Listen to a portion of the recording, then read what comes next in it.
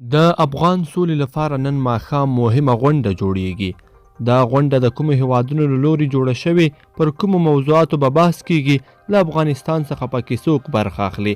دلته یې له موږ سره په دغه ویډیو کې ټول جزئیات کتلی شئ. درنو لیدونکو السلام علیکم، وخت مو په خیر. د بهرنیو چارو وزارت وایي له روسیې او امریکا سره د سولې په اړه ګډه درې اړخیزه ناسته جوړوي. د بهرنیو چارو وزارت ویان ګران هیواد وایي په دې درې اړخیزه ناسته کې د افغانستان د بهرنیو چارو وزارت سرپرست حنیف اتمر، د امریکا ځانګړي استازی زلمی خلیلزاد او د روسیې ځانګړي استازی زمیر کابلوف ګډون کوي. د بهرنیو چارو وزارت له قوله ناسته نن ماښام جوړیږي او د بین الافغاني مذاکراتو، دایمي اوربند، بندیانو خلاصون او د جګړې د شدت کموالي په اړه به پکې بحث کیږي.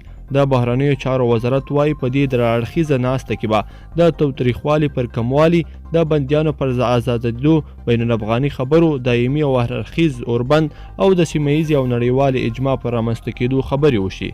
تر بهرنیو چارو وزارت وړاندې د افغانستان لپاره د روسیې ځانګړي استازي زمیر کابلوف هم د دې ناستې د جوړېدو خبر ورکړی و او یاده کړې وه چې دا ناسته د روانې میاشتې جون پر 15مه پلان شوې چې په انلاین بڼه جوړیږي او د افغان سولې او په بین الافغاني مذاکراتو کې د اسانتیاو رامنځته کولو په اړه به پکې بحث کیږي. دغه ناسته داسې مهال رابلل کیږي چې د طالب او دولتي زندانیانو د خلاصون د لړۍ له دوام سره هم د مهاله د بین الافغاني مذاکراتو پیلېدو ته هیلې زیاتې شوې دي.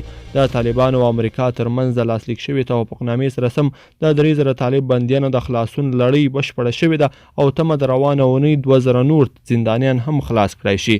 خو طالبان بیا وایي که د توافقنامې سره سمې 15000 بندیان خلاص شي، دوی تیار دي خبرو ته کښیني او افغانستان راتلونکي په اړه د افغان حکومت سره وغږیږي. لیدونکو په دې هیله چې دغه ویډیو به را سره تر پایه پورې کتلی وي. که مو ویډیو خوښه شوې ویډیو لایک کړئ، سره زموږ د یوټیوب چینل هم در سره سبسکرایب کړئ. تر بلې ویډیو پورې ښه وخت. الله پامان.